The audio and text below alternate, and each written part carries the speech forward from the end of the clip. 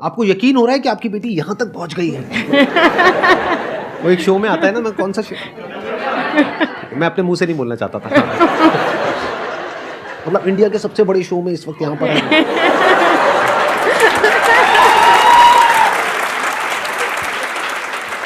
मैंने बोला मजाक में, लेकिन झूठ नहीं है। हाँ।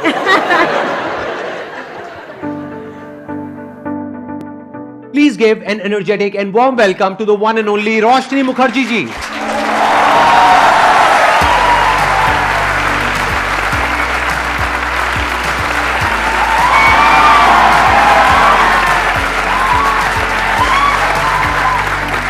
Please बैठिए, बैठिए।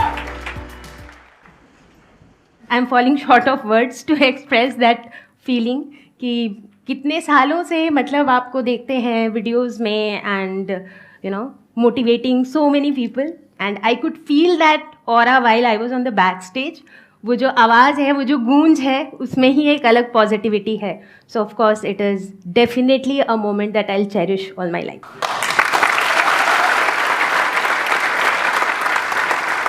ये टीचिंग लाइन में आप क्यों आए और कैसे आए? अगर ये कहानी मैं शुरू करूँ तो मैं अपने बचपन में चली जाऊंगी. तो मुझे ऐसा लगता है जब मैं बहुत छोटी, जैसे बहुत छोटी एज में 5-6 साल की एज में हम अक्सर ही घर पे वो टीचर स्टूडेंट वाला गेम खेलते हैं, राइट? तो वो कई बच्चों को पसंद आता है खेलना, वो बोर्ड लगा करके टीचर बन के. एग्जैक्टली. इनफैक्ट जब मैं अपने स्कूल में थी, मे बी अराउंड क्लास 6-7 में जब मैं थी, तभी भी मुझे जैसे बहुत बार ऐसा होता था कि जो मेरे से एक क्लास जूनियर हैं उनको चीज़ें समझाना बड़ा अच्छा लगता था, और जिनको मैं समझाती थी वो भी बड़ा अप्रिशिएट करते थे कि हाँ दीदी अच्छा समझ में आया टाइप्स.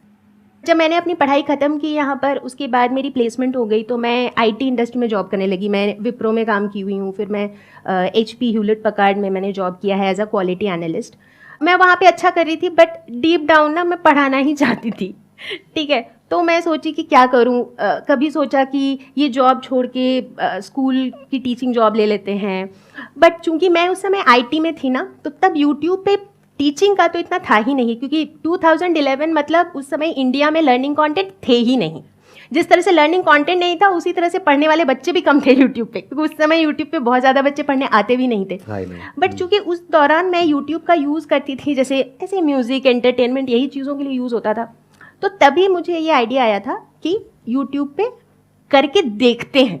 मैंने कुछ वीडियोज़ डाली, 2-4 व्यूज़ आने लगे कुछ 2-4 हफ्तों में, और उसमें से एक बच्चे ने लिखा था कि ma'am what you could explain in 10 minutes my teacher could not do in a week. उसने क्या सोच के लिखा था उसको तो मैं जानती भी नहीं हूँ, बट वो जो कमेंट था ना, उस कमेंट से मुझे ऐसा लगा कि मतलब कोई ऐसी चीज़ जो सिर्फ मैं अपने पैशन के लिए कर रही थी, शायद वो सच में किसी और को उधर बेनिफिट कर रही है. मतलब आप मानोगे नहीं कि उस दिन ना, मतलब मैं ऑलमोस्ट खुशी से कूद रही थी कि मतलब किसी को इतना अच्छा लगा. Very honestly speaking, that is when I very strongly decided that I wanted to build a free education platform. तो ये बात है 2011 की ही, और उस समय मैं ऑलरेडी थोड़े वीडियोस बनाना शुरू कर चुकी थी, और साथ साथ में आप अपनी जॉब भी कर रहे थे. हाँ, साथ में मैं जॉब कर रही थी. तो मैं सुबह 4 बजे उठती थी वीडियोस बनाने के लिए. तो वो अपने आप में जो है ना, एक अलग जोश था, एक अलग जज्बा था. शुरू हुए 2011 में, बनते रहे. 2014 में मैंने डिसाइड किया कि मुझे जॉब छोड़नी है, मुझे फुल टाइम करना है, ताकि मैं और ज़्यादा बना सकूं. तो इस तरीके से जो है ना मेरा कंटेंट बनता गया. उसके बाद क्या हुआ कि चूंकि मेरे पास वो पूरा कंटेंट था, एक तरीके से आप कह लो कि वो पूरा पैकेज था, and it was all available free of cost. So धीरे धीरे करके जैसे नेशनल डिजिटल लाइब्रेरी, CBSE, ये सारे अप्रोच करने लगे कि हमारे लर्निंग प्लेटफॉर्म में हम आपके कंटेंट यूज़ कर लें क्या. फिर धीरे धीरे करके बहुत सारे NGOs अप्रोच करने लगे कि हम अपने NGOs में आपके कंटेंट यूज़ कर लें क्या. तो ये जो चीज़ें थी ना, एक अलग लेवल की इसमें सेटिस्फैक्शन थी. तो आपने इन सबको फ्री ऑफ कॉस्ट अलाउ कर दिया अपना कंटेंट यूज करने के लिए, या पैसे लिए आपने? नहीं, मेरा तो फ्री लर्निंग प्लेटफॉर्म ही था ना. I understand. आपका फ्री था, लेकिन इन लोगों ने जो आपको अप्रोच किया, आपने उनसे पैसे नहीं लिए. नहीं. एंड आई एम 100% श्योर आपको बहुत सारे ऐसे भी प्लेटफॉर्म्स ने अप्रोच किया होगा जो पेड है, और उन्होंने आपको बहुत बड़ा अमाउंट ऑफर किया होगा. हाँ, रेवेन्यू शेयरिंग तो बहुत लोग ऑफर करते थे. तो आपने वो एक्सेप्ट किया या नहीं किया? नहीं. आज तक नहीं किया? नहीं. हमारे हाउ इज दैट पॉसिबल? क्योंकि एडटेक में मैंने देखा है.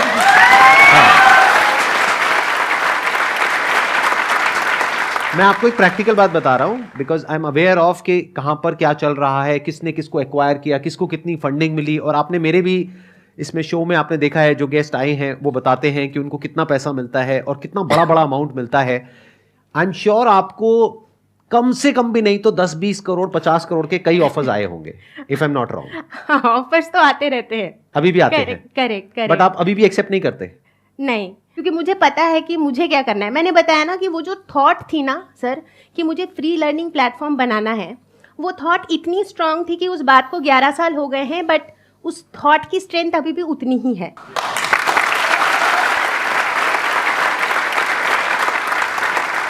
मैं यहाँ पर एक चीज और भी ऐड करना चाहूंगा। आज यहाँ पर लाखों लोग इस वीडियो को देखने वाले हैं।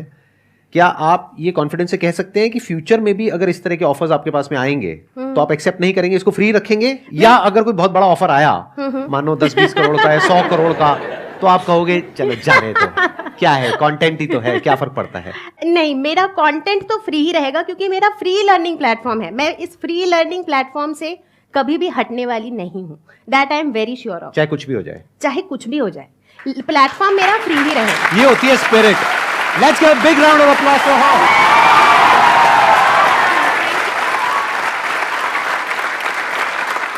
मेरी बात ध्यान से सुनना। जब कोई इंसान ऐसा काम कर रहा होता है या कर रही होती है तो उसको हम लोगों की सपोर्ट की बहुत जरूरत होती है। तो we should all appreciate such a person जो इतना सेल्फलेसली एक काम को कर रही है। बहुत बड़ी बात है। जहां पर के एडटेक स्पेस में क्या हो रहा है आप शायद सपने में भी नहीं सोच सकते हो कि लोग कितना कितना पैसा कमा रहे हैं। वहां पर ये चाहे तो कितना भी कमा सकते हैं। 2 मिलियन सब्सक्राइबर्स कम नहीं होते हैं और 2011 से ये कर रही हैं और कंटेंट पूरा है इनके पास में। हजारों वीडियोस हैं। आई थिंक आपकी 6-7 हजार वीडियोस हैं। हाँ। अगर ये अपना कंटेंट एज इट इज उठा करके किसी प्लेटफॉर्म को दे दें आज, तो I am sure you will be able to get a very good amount. But आप कह रहे हैं कि सिर्फ आज नहीं, फ्यूचर में भी मैं ऐसा नहीं करूंगी। हाँ, ऐसा तो मैं नहीं करूंगी, वो तो मैं बिल्कुल श्योर हूँ कि ऐसा कुछ भी कभी भी नहीं होगा। ये फ्री लर्निंग प्लेटफॉर्म ही रहेगा। तो बेसिकली अभी तक की जो स्टोरी थी ना, ये तो बस ये स्टोरी थी कि हाउ आई स्टार्टेड और कैसे ये प्लेटफॉर्म बना। आई एम सॉरी, मैं आपको बीच में इंटरप्ट कर रहा हूँ। हाँ, बिल्कुल। क्या आप इसके साथ साथ में कुछ कोर्सेज भी सेल कर रहे हैं? नहीं, कोर्सेज भी सेल नहीं कर रहे हैं? नहीं। तो आपका रेवेन्यू मॉडल क्या है? सिर्फ जो एडसेंस से आता है वो और थोड़ा बहुत स्पॉन्सरशिप? हाँ, राइट।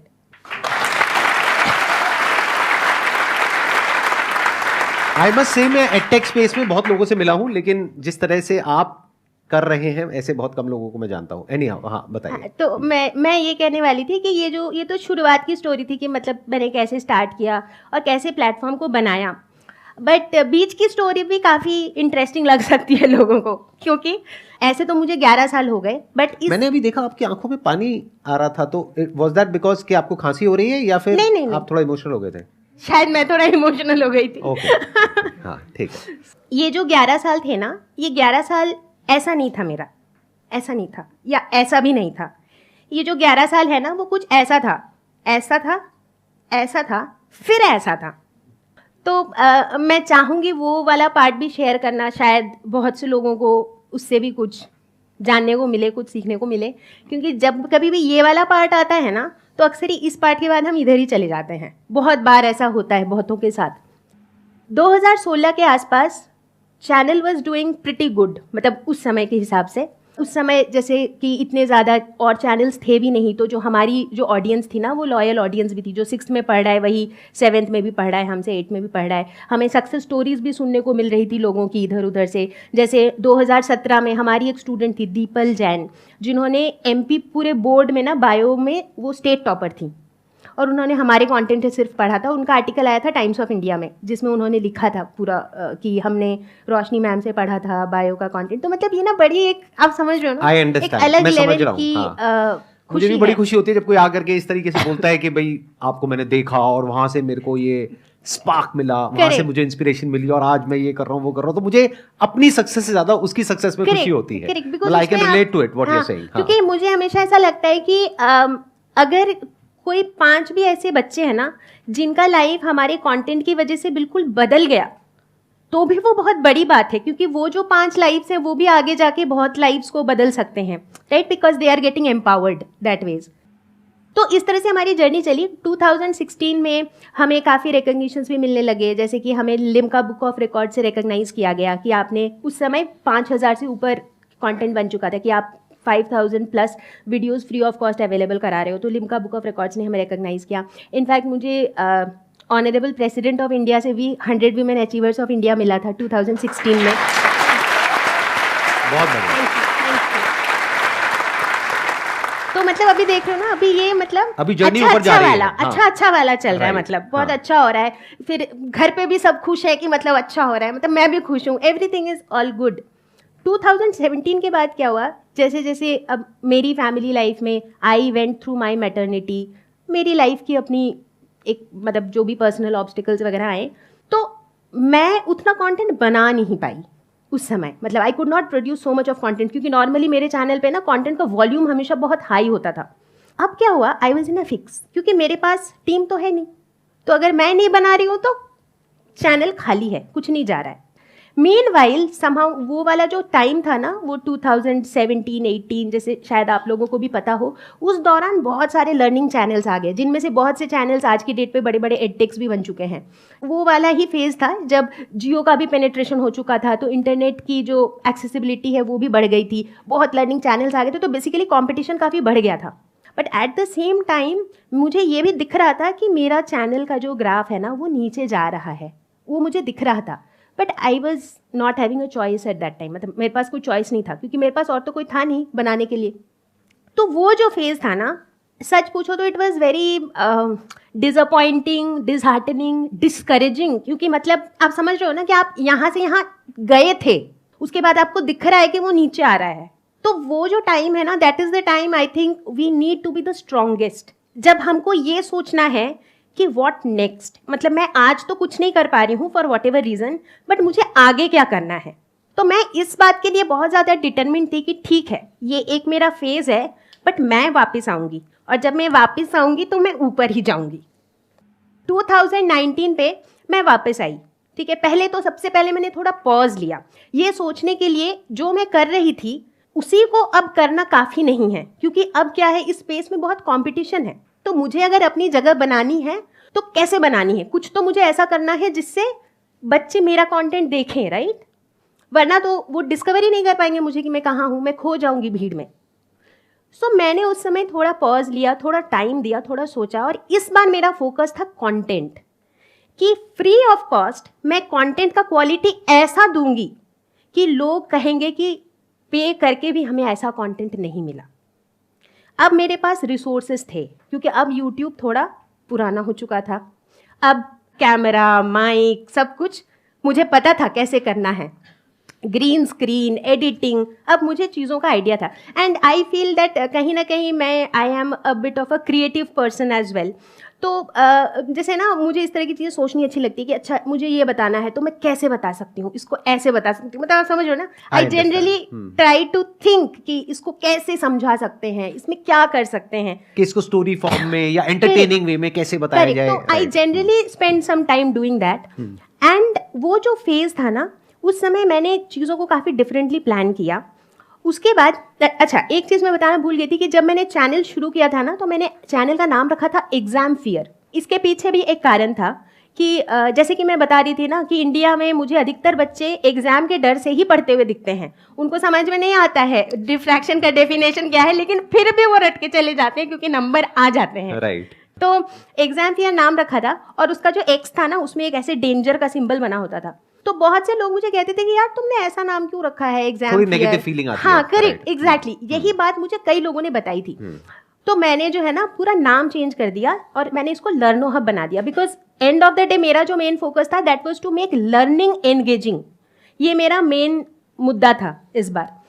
अब क्या हुआ, जो मेरा कंटेंट का जो फॉर्मेट था ना वो कंप्लीटली चेंज हो गया।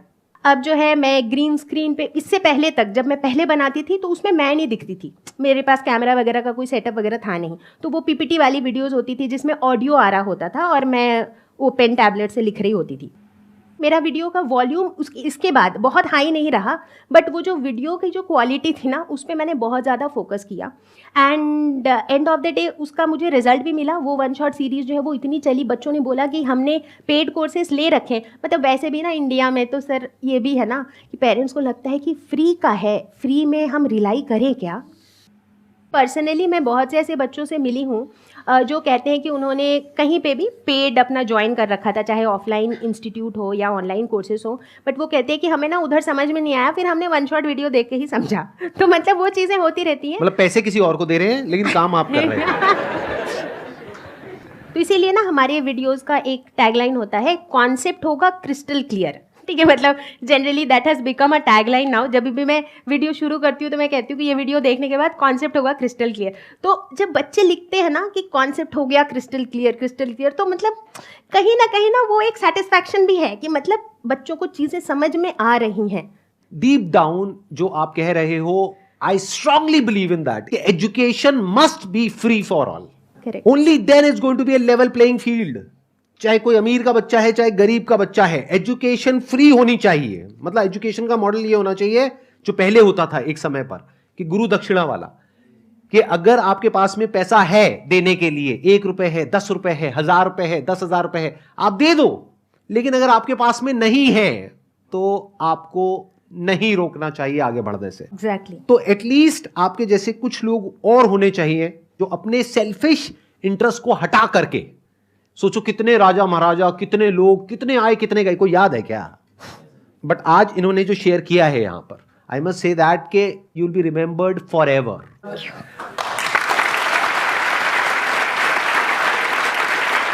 मैं सच बोल रहा हूं, मेरी इस बात को याद रखना। एक दिन ऐसा होगा जब इस दुनिया में मैं नहीं होऊंगा, आप नहीं होंगे, लेकिन ये वीडियो हमेशा हमेशा के लिए रहने वाली है। करेक्ट। तो you will be there forever. You will be there as an inspiration for generations to come। अगर आप अपनी इस बात पर टिक पाते हैं जो बात आपने कही है। वैसे तो मैं देख पा रहा हूं आपके अंदर वो जो कन्विक्शन है, आपकी आंखों में नजर आ रहा है कि ये जो कन्विक्शन है आपके अंदर कि 100% आप कह रहे हो कि फ्री है तो फ्री है। अगर इस पर आप टिक पाते हो तो बहुत कमाल है।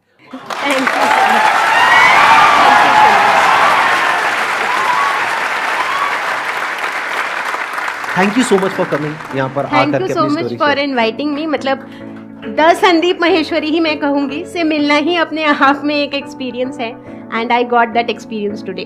Thank you so much. Thank you so much.